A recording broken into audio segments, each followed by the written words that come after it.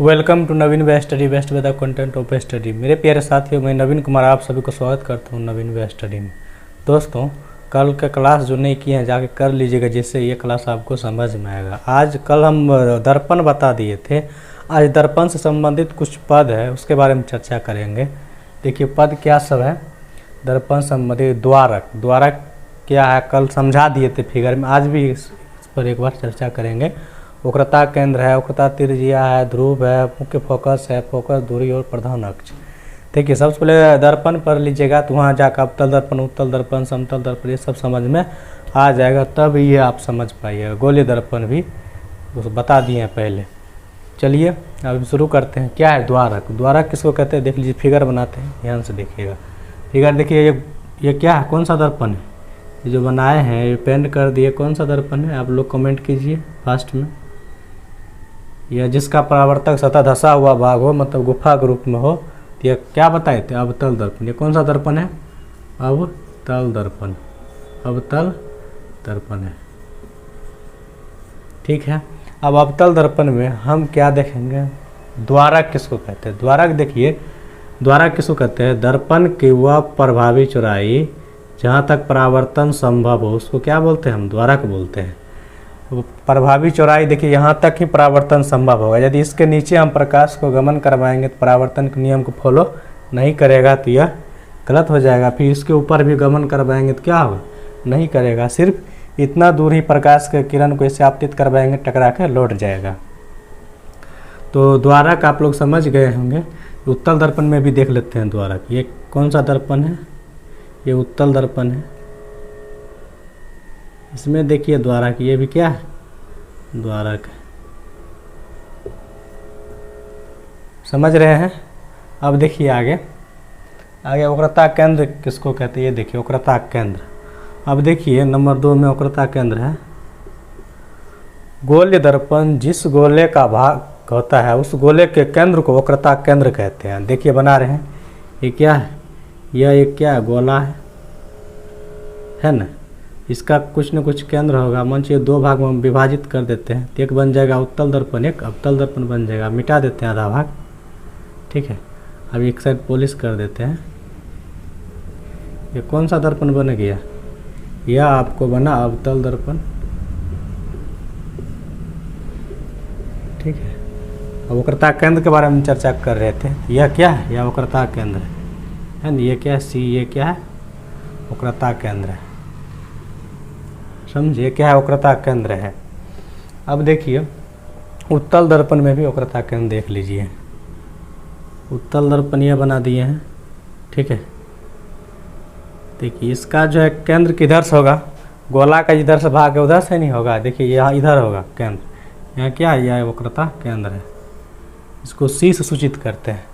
एक बार डेफिनेशन और देख लिए। गोलीय दर्पण जिस गोले का भाग होता है उस गोले के केंद्र को वक्रता केंद्र कहते हैं।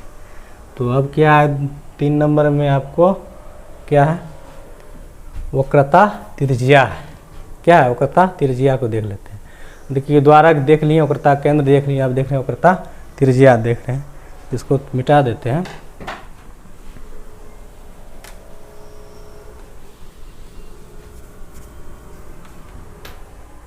अब जो है वक्रता त्रिज्या नंबर 3 में देखिए, वक्रता त्रिज्या बना रहे हैं हम। क्या चीज़? एक फिगर अवतल दर्पण का बना रहे हैं। देखिए अब देखिए गोलीय दर्पण जिस गोले का भाग होता है उस गोले की त्रिज्या को वक्रता त्रिज्या कहते हैं। अब देखिए गोलीय दर्पण इस गोला का भाग है, तो यहाँ केंद्र है, बता दिए अभी वक्रता केंद्र। यहाँ से यहाँ तक की दूरी क्या कहेंगे हम? त्रिज्या कहेंगे। इसी दूरी को बोलते हैं हम वक्रता त्रिज्या बोलते हैं। इसको क्या बोलते हैं? इस दूरी को यहाँ से यहाँ आर सूचित करते हैं वक्रता त्रिज्या। यहाँ लिखेंगे वक्रता त्रिज्या, ठीक है। अब देखिए वक्रता त्रिज्या समझ गए हैं। उसके बाद देखिए ध्रुव। देखिए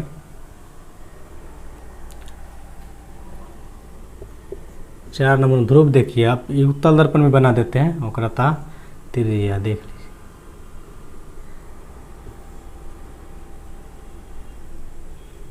यहाँ केंद्र है, देखिए यहाँ से यहाँ तक दूरी क्या होगा, वक्रता त्रिज्या होगा। ये समझ गए। अब देखिए ध्रुव, दर्पण के जो है गोलीय दर्पण के मध्य बिंदु है उसको ध्रुव बोलते हैं। देख लीजिए दर्पण बना रहे हैं, ये कौन सा दर्पण है, आप तो नाम लिखना जरूरी नहीं पड़ेगा क्योंकि आप लोग खुद समझ गए होंगे। अब देखिए एक साइड पॉलिश किया हुआ, ये कौन सा दर्पण है, कमेंट बॉक्स में बताइएगा। अब देखिए यहाँ से ये क्या है, वक्रता केंद्र अभी बता दिए। तो आप यहाँ देखिए बिंदु जो है ना, दर्पण को दो भाग में बांटने वाले बिंदु को क्या कहते हैं, ध्रुव कहते हैं। ये क्या है, बिंदु क्या है, ध्रुव है, ध्रुव है। ठीक है, अब इसमें देखिए आपको बता दिए वक्रता केंद्र भी बता दिए हैं, यह सी, और यहाँ से यहाँ तक दूरी वक्रता त्रिज्या आर बता दिए हैं। अब देखिए इसमें उत्तल दर्पण में ध्रुव भी, इसको भी देख लीजिए,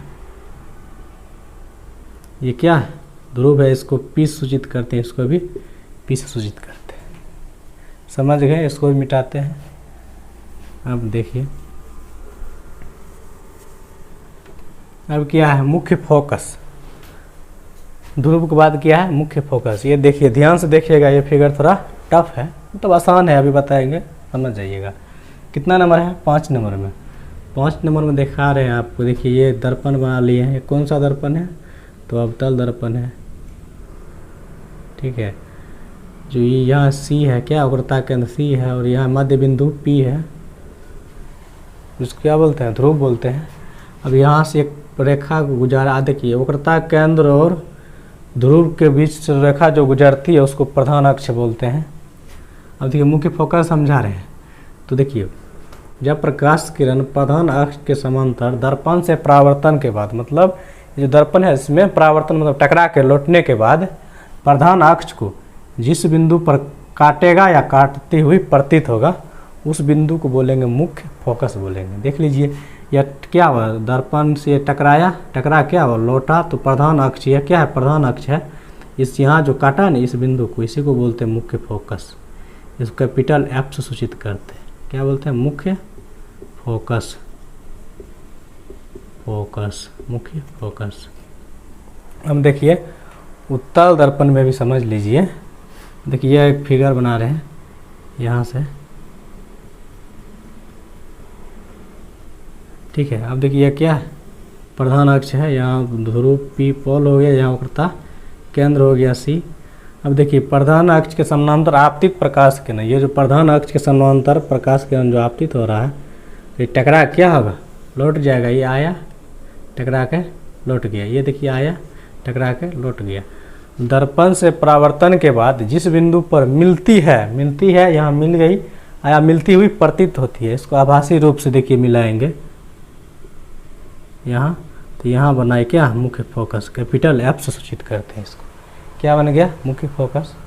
तो आप लोग समझ गए। अब अगला देखिए, क्या अगला क्या, फोकस दूरी। आप फोकस दूरी यहीं समझ लीजिए, मुख्य फोकस, ये क्या है, मुख्य फोकस, मुख्य फोकस है ना, मुख्य फोकस से ध्रुव के बीच की दूरी को फोकस दूरी कहते हैं। क्या है, मुख्य फोकस से, क्या है, मुख्य फोकस से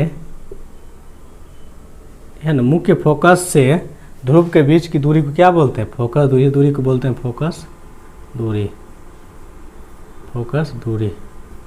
ठीक है, अब यहाँ भी देखिए, यहाँ मुख्य फोकस है ना, यहाँ से यहाँ तक दूरी को बोलते हैं फोकस दूरी। यहाँ स्मॉल एफ से इसको सूचित करते हैं, किससे, स्मॉल एफ से, इसको बोलते हैं फोकस दूरी, समझे। अब देखिए नंबर 6 में क्या है, फोकस दूरी समझा दिए हैं। अब देखिए प्रधान अक्ष, प्रधान अक्ष क्या है, प्रधान अक्ष, ठीक है। देखिए प्रधान अक्ष भी समझा देते हैं, कोई दर्पण बना लेते हैं। देखिए ये क्या, अवतल दर्पण है,